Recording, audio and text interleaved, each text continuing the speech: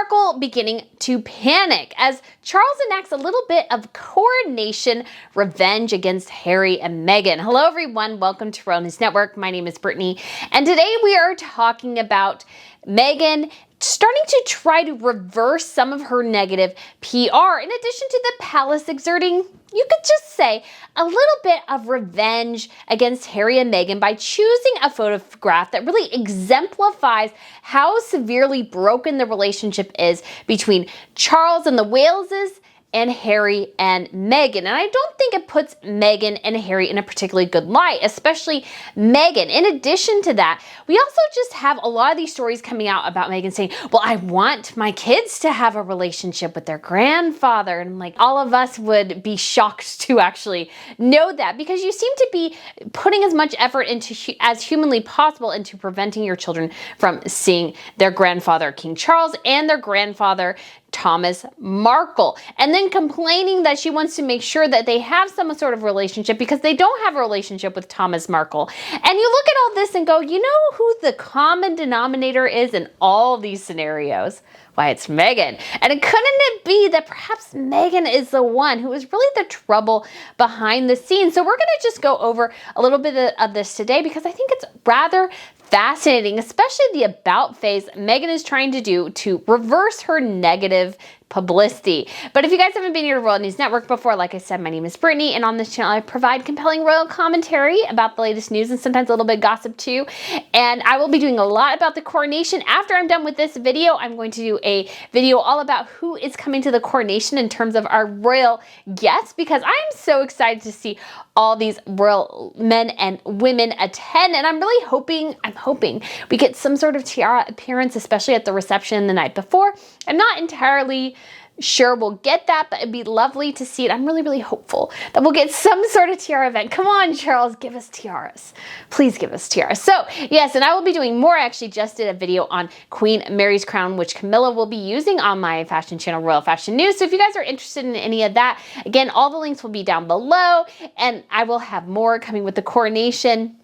And I also have a weekly newsletter, Royal Wire, and super stoked too. I have an upcoming trip to Germany and Austria this summer. So if you want to check out Neuschwanstein with me and Hohenschwangau and some of the places where they film The Sound of Music and all these castles in Germany and Austria, well, more like palaces, I should say palaces.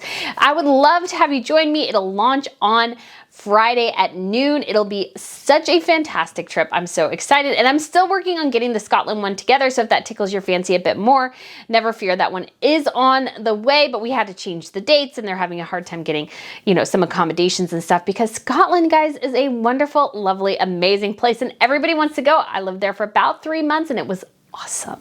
So guys, I am so stoked to have those go live. And before we get into all this stuff, we do have some coronation rehearsals going on in the evening. Yes, they have all the horses and they're riding through the streets of London at about 3 a.m. doing some practice runs. We were all wondering when those would happen. And obviously there's a lot of traffic generally on the streets of London, so 3 a.m. is probably a pretty good time, and that'll probably be the time I end up on the coronation route somewhere. It'll be a really, really crazy day in the lead up to the coronation for sure. It'll be super exciting though as well. And we also have Catherine and William will be attending an event in Birmingham on April 20th. So that is Thursday, tomorrow. I'm so excited, and it'll be a wonderful, amazing opportunity to see them because they've been on break with their kids as they were on Easter break. But on to this subtle bit of very carefully crafted, I think, revenge that Charles has done. Number one, because I think this is key, and it leads into the second point of my video, which is this whole Meghan Markle reverse face thing,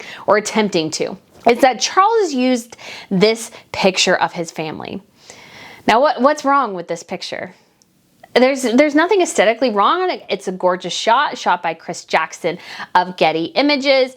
He's an amazing photographer. I think the kids look cute. Harry and Meghan look fine. I still think it's weird she's leaning forward. I think that's a little odd. But everybody looks pretty relaxed and natural here. So what's wrong with this picture? It's included in the Coronation Program. It's 5 years old.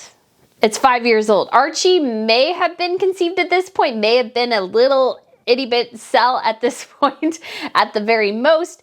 Louis is an itty bitty baby. He doesn't really even have any hair yet. And he looks adorable, but the kids are so young. They're so small. This picture was taken for Charles's 70th birthday, and that was in 2018. Yes, 2018, his birthday is in November. And it's just abundantly clear here when you look at this picture, I think, is the damage that Harry and Meghan have done in such a short period of time. Because what do we not have here? We don't have Archie and Lili. We don't have an updated picture with the kids at the appropriate ages. And I know some people are all up in arms with Charles. It's like, well, why did he include this picture? And it's like, well, can you fault a guy for wanting to have a picture of his family? And unfortunately, this is the only one he has of his two sons, their wives, and his grandchildren. This is the only picture he has. It's the only picture he has. I feel nothing but pity for Charles and the royal family when I see this picture and that he included it in his coronation pamphlet.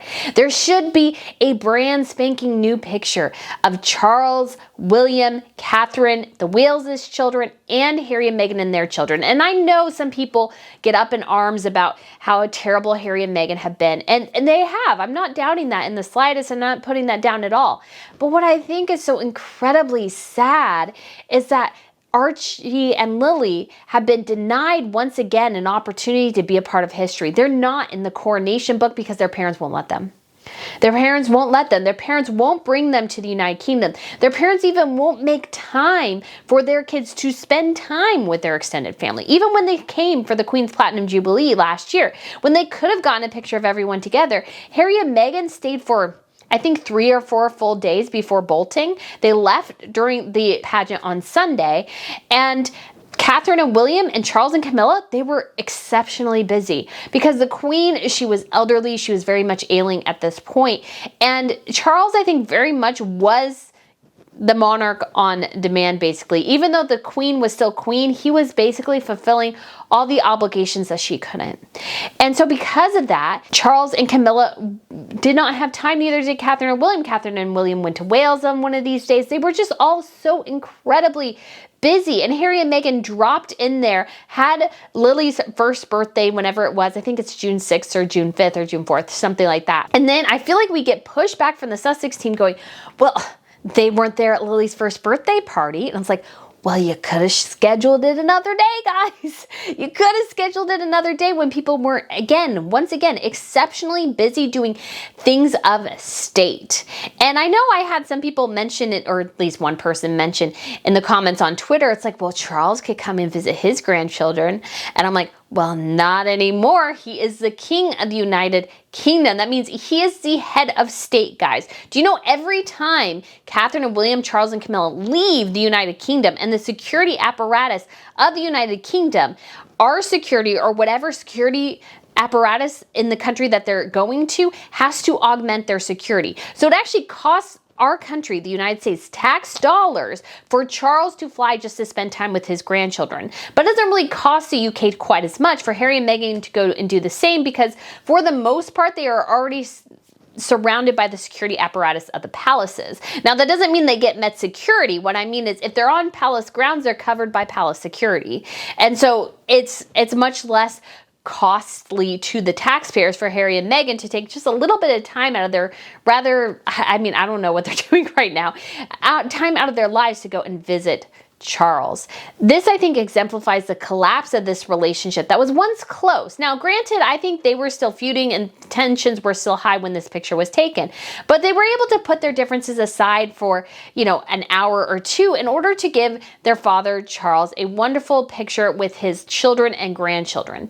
Harry and Meghan now continue to deny him this. That's what this picture screams to me. It's been 5 years and Charles cannot spend any time with his grandchildren from Harry and Meghan because Harry and Meghan refuse to make space in their lives for their royal relatives.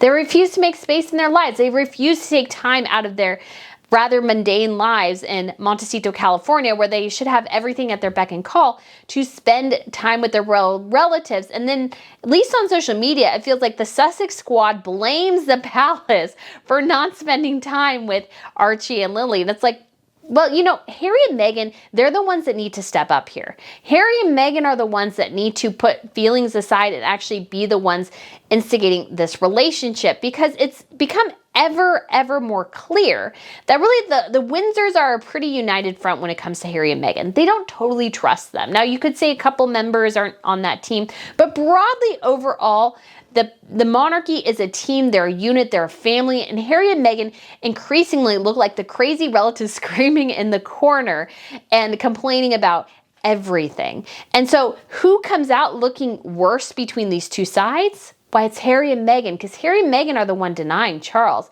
this opportunity at his own coronation to have a united family picture of all of them together.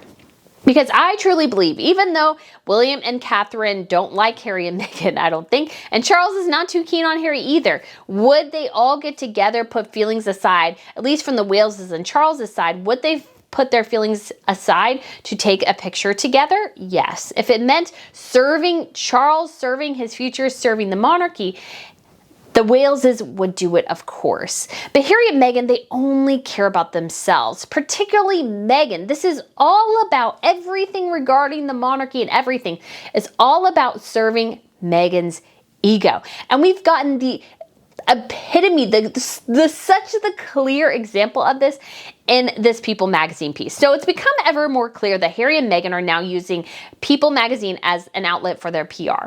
Used to be Omid Scobie, it's been a couple different people. They still apparently talk to the Telegraph, but now it's really People magazine. And People magazine, I don't know if they did it intentionally or not, but even the cover picture, I'm like, guys, she looks kind of skeevy there in that shot you gave her, kind of looking off the side, smiling. Why Harry and Meghan made their decision, she's just like smiling in the corner. I'm like, I don't think that's really the image you should portray, because what it portrays to me is that Meghan's like, oh, I'm getting away with it, I'm not doing certain things. And I'm like, but it doesn't look good, because as human beings, as adults, we all have obligations. And some of those obligations are to our family members. And that means oftentimes forgiving them, letting go of certain grievances that we have. And I will make this example, and I think this is incredibly powerful, is forgiveness is a powerful thing, which Harry and Meghan refused to embrace.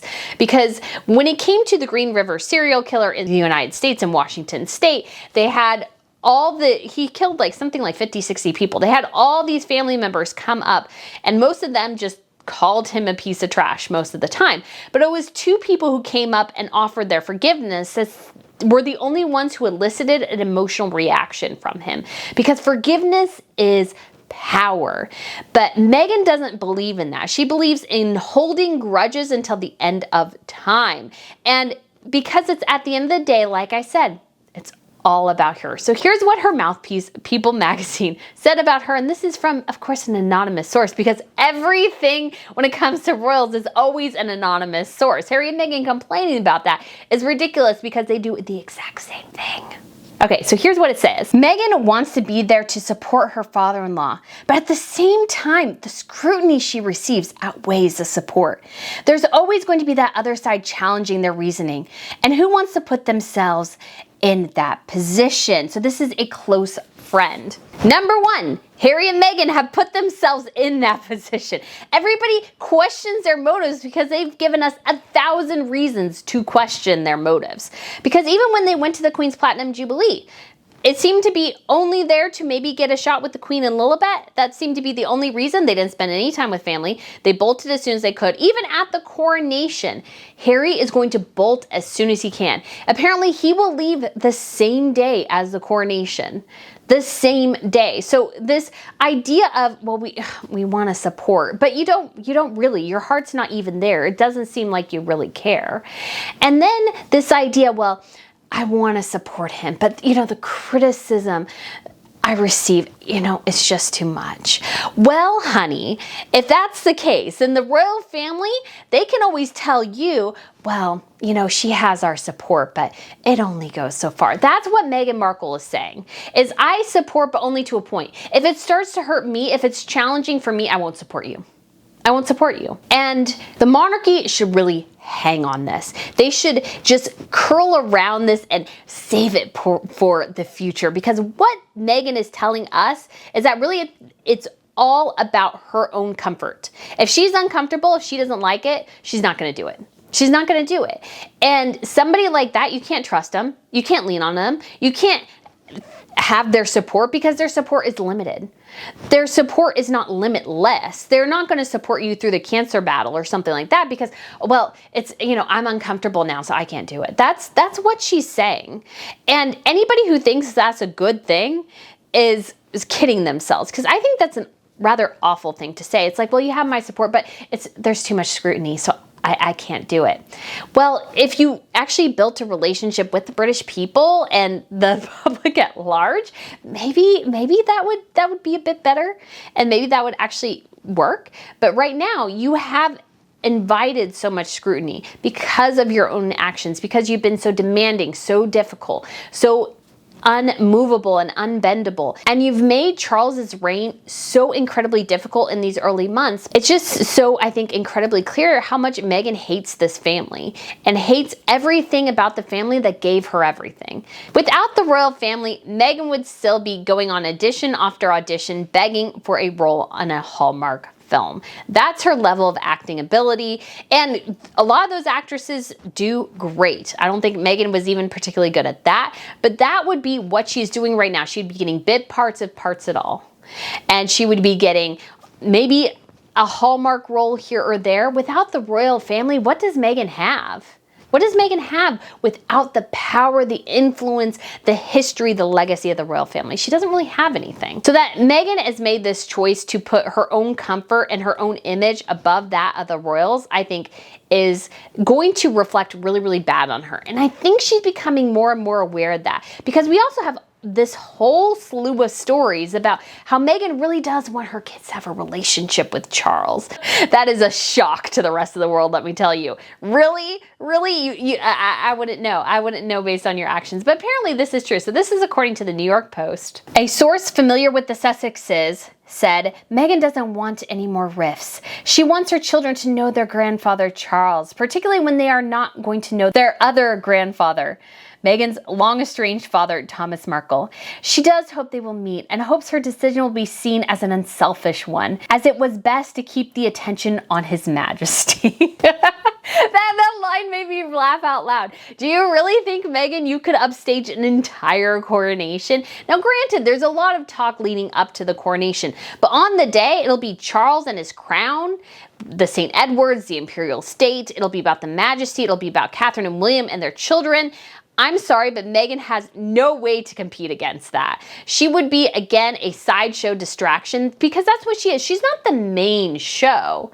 She's a side character, you could say, maybe in the freak category, not in the way they used to have it at circuses, but there's this sideshow mentality of Harry and Meghan. They aren't the starring players. There are bit players that just happen to be a part of this much larger scenario. And that Meghan is also trying to backtrack and go, oh no, I really do want my kids to have a relationship with him. Well, it's like, well, you could bring them to see him. That's not hard for you guys. Apparently, you have tons and tons of cash at your disposal. You take private jets all the time. You're telling me you can't make time for kids who are in preschool, and Lilibet's not even in preschool yet. Archie is. That you can't bring them over to the UK for a week or two out of the year, a couple months, maybe even after the year in the summer. You can't do that? Really? That's what you're telling us? And I think that stuff screams so fake to so many people, is that you tell us one thing and yet you're always doing another. You're trying to tell us, yes, you want this, but then you do nothing to actually confirm it. You make no effort, no public step to have your children be closer to Charles, closer to the Waleses, close to the rest of the royal family. Because again, they could have done this last year, and they could have brought the kids over after the Queen died. It would have been an opportunity for them to see the family and hear stories about Her Majesty that I'm sure they were sharing. I know it would have been an emotional time, but it would also have been good, I think, for the kids to see their parents grieving and their cousins grieving in this process of being a family together. But once again, Harry and Meghan are not about family. They're about selfish desire and toxic ambition. That's what the two of them are about. Because Harry couldn't even spend hardly any time with his family after the Queen died. He had to immediately rush because, you know, Meghan needed support back in London, as if she's not a 40-year-old plus woman who could take care of herself and has taken care of herself for the vast majority of her life. And then I think the creme de la creme there is that she's saying, well, and they also won't get to know their other grandfather, Thomas, her father. And it's like, is he dead? No. Well, then the only one preventing you from having this relationship is you. And if you're so worried about him blabbing about you and the kids, make him sign an NDA. Make the situation so that it's in your control so that he can actually meet his grandkids. And honestly, the reason he's acting out is because you've made his life so difficult, I think. And again, he did the same thing Meghan Markle did. Yes, he participated with those paparazzi shots, but can you not tell me that since Meghan became a royal, she has not participated in paparazzi shots? I am fully convinced that every time we see her out and about in LA, it is a targeted paparazzi shot. She calls them, she wants them to take her picture because she wants this image in the papers, because she's grinning ear to ear. She just looks thrilled as punch that they would show up and take her picture, because she tried doing this when she was a no-name actress. And guess what? The one guy, at least, who took her pictures in London said he could not sell them afterwards. That she hired him to do this, and then it's like, well, honey, nobody wants your pictures. Now, he's been able to sell them since, but nobody wanted her pictures until she caught up with Harry. And so that she is putting all this burden on her father, who did the same thing she would do as a no-name actress to try to get attention. I'm like, why are you blaming him for the same thing you would do? And once again, it comes back to this common denominator. Whereas Harry and Meghan are trying to put the burden on everybody else in their family and their circles and everything, it's clear that the issue is Harry and Meghan. It's always been Harry and Meghan. And Harry and Meghan, once again, have overplayed their hands. They've miscalculated. And I think Meghan is starting to panic and especially freaking out about the future. Because again, I've said this several times, I think their kids' titles are temporary. I think her and Harry's titles might be on the line. And there's this talk, and I saw this on Twitter, so again, take it with a grain of salt, that there may be plans to make Harry's title a lifetime title, which means is that once he dies, it does not pass on to Archie. And Archie will get no further title than what he has. He will not be welcome, you could say, into the fold. And I think if they're not going to try and strip Harry and Meghan of their titles, and that is actually a government decision, that's not a Charles decision, but if Charles, I think, would silently support it, I think the government and certain actors within the government would pursue it. And I think they would probably succeed if there was an opportunity and Harry and Meghan really, really stepped over the line, which they've done pretty closely, but I still don't think the line is totally there yet. Then she could lose out on that title. Her kids could lose out on the title, because once again, they vastly overestimated and overplayed their hands, because the rest of the world is going, well, why do your kids need titles? Why do you need a title in LA? I thought you were this awesome actress who didn't really need any support. You were a power player here in Hollywood. And at the end of the day, I think most people are finding out that's really not the case. And what she wanted so deeply is very much on the line for her future and her children's future. And she's done, once again, miscalculated so severely because she failed to get the support and love of the British people. She went on one tour and thought she was Diana, or the next Diana. And you know what?